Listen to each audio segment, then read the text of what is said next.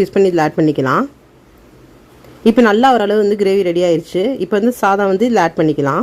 வடித்த சாதத்தை இதுலேருந்து ஆட் பண்ணிக்கலாம். ஆட் பண்ணிவிட்டு நல்லா ஒரு தடவை கிளறி விட்டுட்டு ஒரு 20 நிமிஷம் போல் நம்ம தம் விட்டு எடுத்துக்கலாம். இப்போ நல்லா கிளறியாச்சு. இப்போ கிளறினதுக்கப்புறம் 20 நிமிஷம் வந்து நம்ம டச்சே பண்ணக்கூடாது, தம் போட்டு எடுத்துக்கலாம். பாருங்கள், நல்லா சுவையான மட்டன் பிரியாணி வந்து தயாராகிடுச்சு. நல்லா உதிரி உதிரியாக சூப்பராக வந்திருக்கு. இதே போல் ரெசிபி நீங்களும் கண்டிப்பாக ட்ரை பண்ணி பாருங்கள். ட்ரை பண்ணி பார்த்து உங்கள் ஃபீட்பேக்கை மறக்காமல் தெரியப்படுத்துங்க. என் சேனலை சப்ஸ்கிரைப் பண்ண மறந்துடாதீங்க. தேங்க்யூ ஃபார் வாட்சிங் ஃப்ரெண்ட்ஸ். பாய்.